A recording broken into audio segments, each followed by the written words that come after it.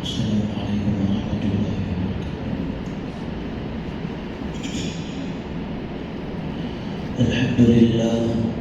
الحمد لله نحمده ونستعينه ونستغفره ونؤمن به ونتوكل عليه ونعوذ بالله من شرور أنفسنا ومن سيئات أعمالنا. من يهده الله فلا مضل له ومن يضلل فلا هادي له. ونشهد أن لا إله إلا الله وحده لا شريك له. ونشهد أن سيدنا وسندنا ونبينا وحبيبنا ومولانا محمدا عبده ورسوله. أما بعد فأعوذ بالله من الشيطان الرجيم. بسم الله الرحمن الرحيم. وقضى ربك ألا تعبدوا إلا إياه وبالوالدين إحسانا.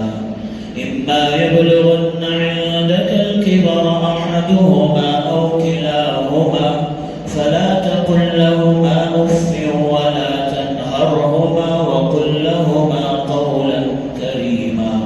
صدق الله العظيم وصدق رسوله النبي الكريم ونحن على ذلك لمن الشاهدين والشاكرين والحمد لله رب العالمين. رب اشرح لي صدري ويسر لي أمري واحلل عقدة من لساني يفقهوا قولي. اللهم صل على سيدنا محمد وعلى آل سيدنا محمد وبارك وسلم. اللهم صل على سيدنا محمد وعلى آل سيدنا محمد وبارك وسلم.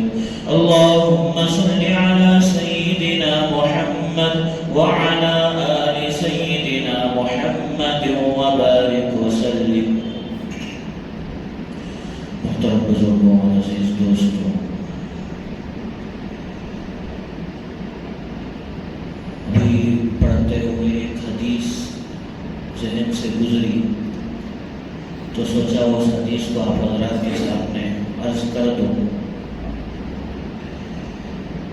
عن ابي هريره رضي الله عنه قال قال رسول الله صلى الله عليه وسلم ان الله عز وجل لا يرفع الدرجه للعبد الصالح في الجنه فيقول أنى لي هذه فيقول باستغفار ولدك لك. اللہ کے نبی علیہ السلام کی یہ حدیث ہے جس میں اللہ کے نبی علیہ السلام نے ارشاد فرمایا. اللہ تبارک و تعالیٰ فرماتے ہیں کہ ایک بندہ جس کا درجہ جنت میں جس کا درجہ اچانک بڑھا دیا جاتا ہے، وہ بندہ پریشان اور تعجب سے پوچھتا ہے یہ میرے کس نیکی کے بدلے میں اچانک مجھے درجہ بڑھا دیا گیا، مجھے یہ بدلہ دیا جا رہا ہے، یہ مجھے انعام یہ دیا جا رہا ہے، میری وہ کون سی نیکی ہے؟ اللہ تبارک و تعالیٰ فرماتے ہیں کہ دنیا میں تیرے لڑکے نے، تیری اولاد نے تیرے لیے استغفار کیا ہے، اس استغفار کے بدلے میں اچانک تیرا ایک بدلہ، تیرا ایک درجہ یہاں پر بڑھایا جا رہا ہے.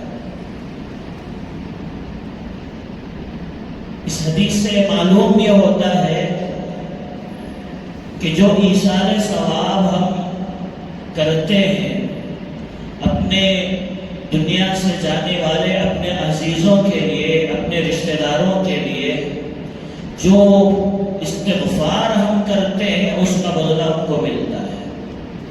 جو نیکیاں ہم ان کے لیے کرتے ہیں اس کا بدلہ ان کو ملتا ہے. اور جو تلاوتیں اور جو اذکار ہم ان کے لیے کرتے ہیں اس کا بدلہ ان کو ملتا ہے.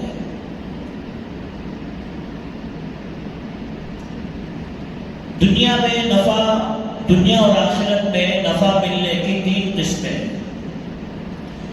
پہلی قسم یہ ہے دنیاوی نفع، جس میں دکان ہے، تجارت ہے، گھر ہے، مال ہے. دوسری قسم صرف آخرت کا نفع، جو یہاں ہم نے نیکیاں کر لی، جو تلاوتیں ہو گئی اور جو اذکار ہو گئے، جو نیک کام ہم سے ہو گئے، جو ہم نے دوسروں کی مدد کر دی، یہ سب آخرت میں ملے گا، دنیا میں نہیں. تیسری قسم ہے دارین میں نفع حاصل ہوگا، یعنی دنیا میں بھی نفع ملے گا، آخرت میں بھی نفع ملے گا. اس میں سے ایک قسم ہے نیک اور صالح اولاد. نیک اور صالح اولاد سے دنیا میں بھی آدمی نفع کماتا ہے اور آخرت میں بھی اسے نفع اس کی وجہ سے پہنچتا رہتا ہے. حضرت علی رضی اللہ عنہ نے فرمایا کہ آدمی کی سعادت مندی اور خوش نصیبی کے لیے 5 چیزیں کافی ہیں، اور جس کے پاس یہ 5 چیزیں ہوں گی وہ آدمی بڑا سعادت مند ہے، بڑا خوش نصیب ہے. پہلی چیز ہے نیک اور صالح بیوی، فرما بردار مطیع بیوی. جسے مل جائے وہ بڑا سعادت مند آدمی ہے. دوسرا اپنے وطن کی روزی. اپنے وطن کی روزی، ایک مقولہ ہے کہ آدھی وطن کی روزی پردیس کی پوری روزی سے بہتر ہے. مقولہ اردو میں کہا گیا ہے کہ آدھی وطن کی روزی پردیس کی پوری روزی سے بہتر ہے. لوگ یہاں سے جاتے ہیں، بیچارے تکلیفیں اٹھاتے ہیں، مشکلوں میں رہتے ہیں، ماں باپ سے دور، اپنے گھر والوں سے، بھائی بہن سے دور، اور اسی طریقے سے اپنے رشتہ داروں سے دور رہتے ہیں، اور وہاں کے الگ مصیبتیں، یہاں کی الگ مصیبتیں ہیں. یہاں پہ کچھ تقریب ہو تو اس میں شامل نہیں ہو سکتے، یہاں پہ اگر کوئی کسی کا انتقال ہو جائے تو اس میں شامل نہیں ہو سکتے، ماں باپ بیمار ہیں تو اچانک آ نہیں سکتے. بڑی مصیبتیں وہ لوگ اٹھاتے ہیں. تو اسی لیے کہا گیا کہ وطن کی روزی بہتر ہے پردیس کی روزی سے. اور تیسری چیز حضرت علی رضی اللہ عنہ کے قول کے مطابق ہے اچھے دوست، نیک اور صالح دوست، جس کی صحبت سے ہمیں فائدہ ملتا ہے، جس کی صحبت میں رہنے سے ہماری دنیا اور آخرت سنورتی ہے، اور جس کی صحبت سے ہمیں سکون حاصل ہوتا ہے اور ہماری زندگی کی رہنمائی ہمیں حاصل ہو سکتی ہے. ایسا دوست بھی سعادت مندی اور خوش نصیبی کی علامت ہے. ورنہ اکثر جو آدمی برباد ہوتا ہے یا اچھا ہوتا ہے، اکثر یہ دیکھا گیا ہے وہ اپنے دوستوں کی وجہ سے ہوتا ہے. اور چوتھی چیز حضرت علی رضی اللہ عنہ کے قول کے مطابق ہے اچھا پڑوسی. عربی کا مقولہ ہے کہ اطلب الجار قبل الدار، اطلب الرفیق قبل الطریق. عربی کا مقولہ ہے، کہا گیا ہے کہ اپنا گھر ڈھونڈنے سے پہلے اچھا پڑوسی ڈھونڈو، اور سفر سے پہلے اچھا ساتھی ڈھونڈو. پڑوسی اگر اچھا مل جائے تو وہ گھر تمہارے لیے سکون کا باعث ہے. اگر پڑوسی صحیح نہیں ملے تو وہ گھر تمہارے لیے دوزخ ہی ہے. گھر میں پریشانیاں ہیں، پڑوس کی طرف سے روزانہ کی جھک ہوتی ہے، پریشانیاں ہوتی ہیں. اسی لیے احادیث میں بھی اللہ کے نبی علیہ الصلوۃ والسلام نے فرمایا کہ پڑوس اچھا ہونا چاہیے، اور پڑوسی کو چاہیے کہ وہ اپنے پڑوس کا خاص خیال رکھے.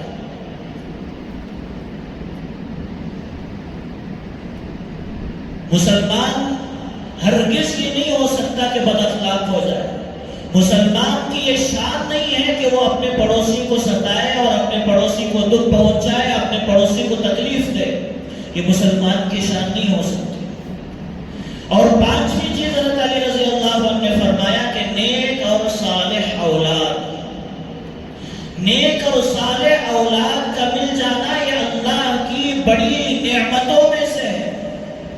اسی لیے حدیث میں اللہ کے نبی علیہ السلام نے فرمایا کہ ہماری نیک اور صالح اولاد کی وجہ سے ہمیں آخرت میں نفع ملتا رہے گا، ہمیں آخرت میں فائدہ ملتا رہے گا.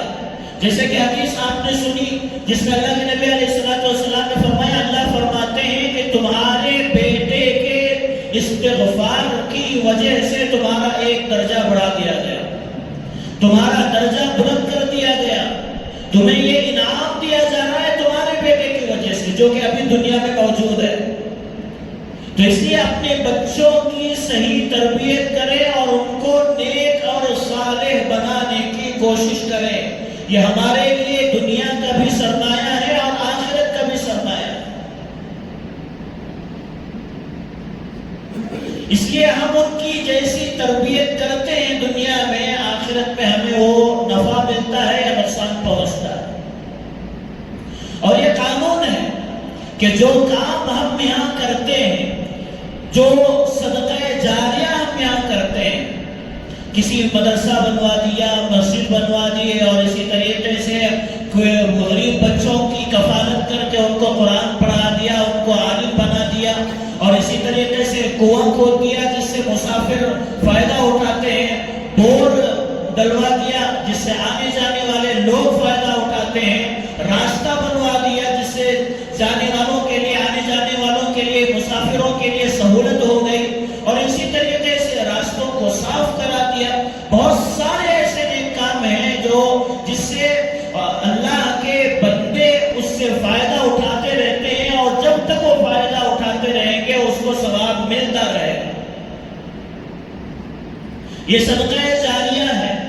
اس کا ثواب جب تک مسجد، مدرسہ، روڈ، بور اور کنواں جو فائدہ اٹھانے کی چیزیں ہیں، یا مہمان خانے بنوا دیا جس سے لوگ فائدہ اٹھا رہے ہیں، اس کا ثواب ملتا رہے گا. بالکل اسی طریقے سے اگر کوئی دنیا میں ایسا کام کر دے جس سے گناہ کا بیج پڑ جائے اور لوگ اس کی وجہ سے اس کا نام لے لے کر گناہ کر رہے ہو، جیسے کوئی سینما تھیٹر بنا دیا اور اسی طریقے سے کوئی ایسی چیز بنوا دیا جس کی وجہ سے لوگ گناہوں میں مبتلا ہو رہے ہو، تو اس کا گناہ اسے ملتا رہے گا.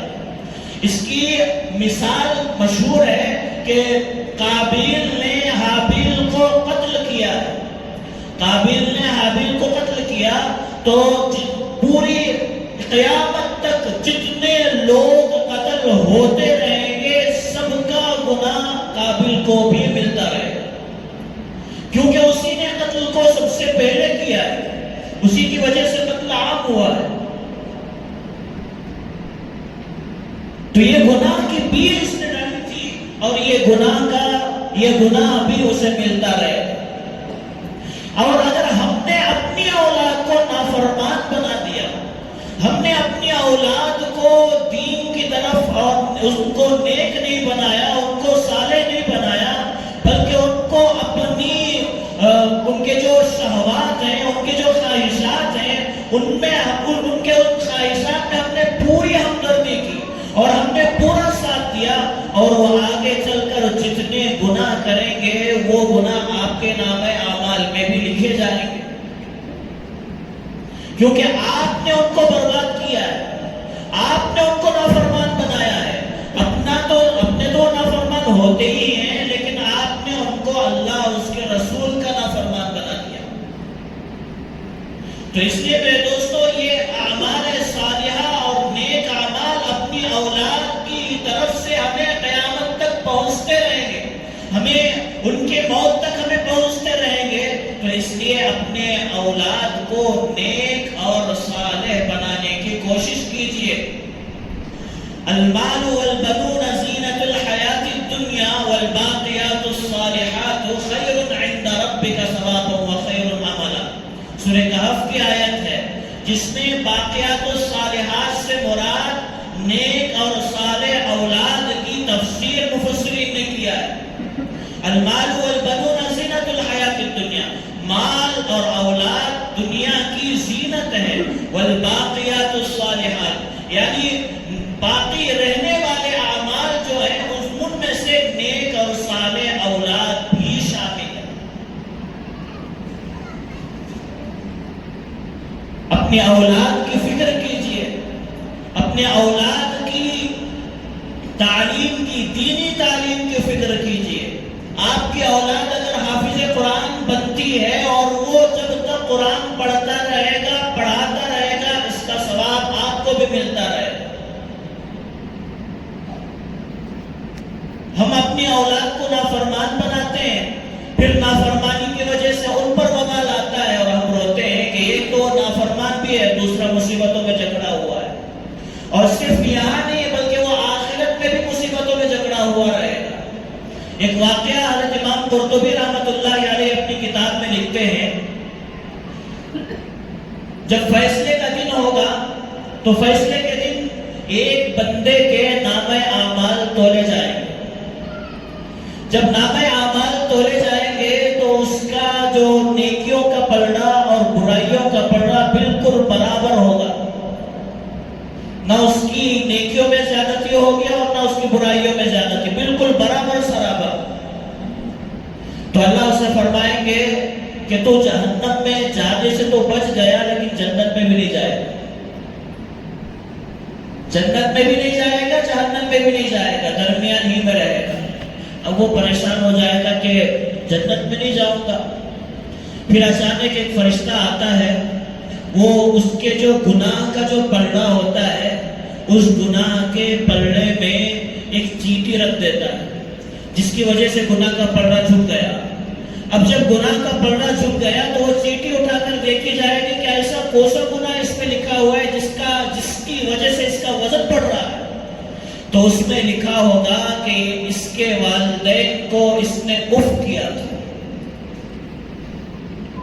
نافرمانی دور کی بات ہے، والدین کے کسی حکم پر اس نے بیزارگی کا اظہار کیا تھا، والدین کے کسی حکم پر صرف اس کی زبان سے اف نکل گیا تھا، جس کی وجہ سے اس کے گناہوں کا پلڑا اب بھاری ہو رہا ہے۔ اب دیکھا جائے گا کہ گناہوں کا پلڑا جب بھاری ہو رہا ہے تو اس پر دوزخ کا فیصلہ کر دیا جائے گا۔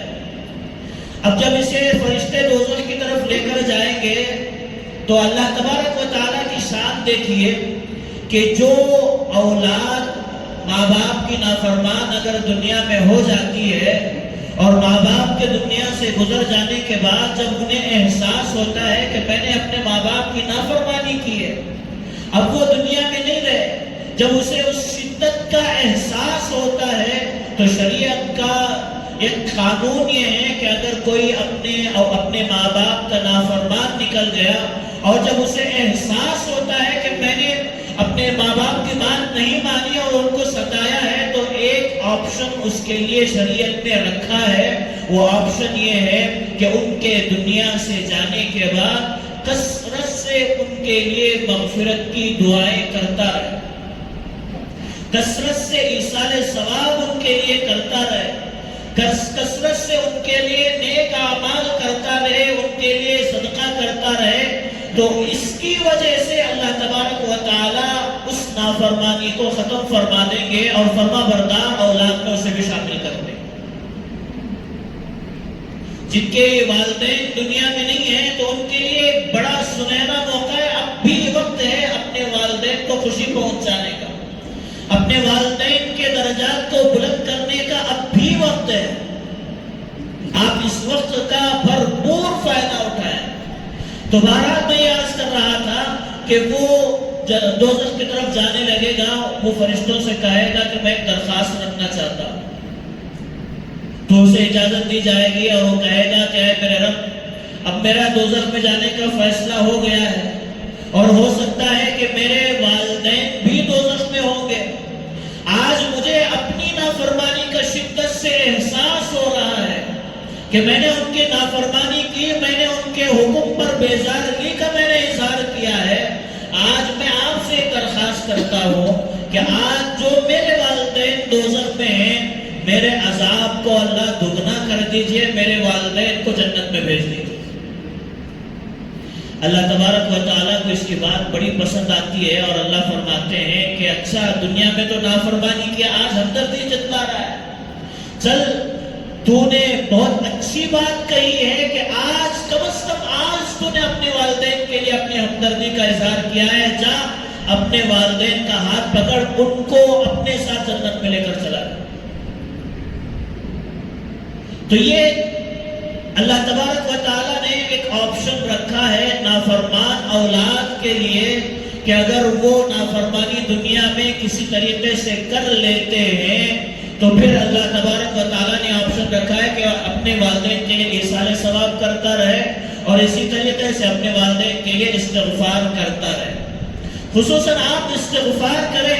جو حدیث میں نے آپ حضرات کے سامنے عرض کی ہے اس میں باقاعدہ یہ کہا گیا ہے کہ تمہارا درجہ اس لیے بلند کیا گیا کہ تمہارے نیک اولاد نے تمہارے لیے استغفار کیا.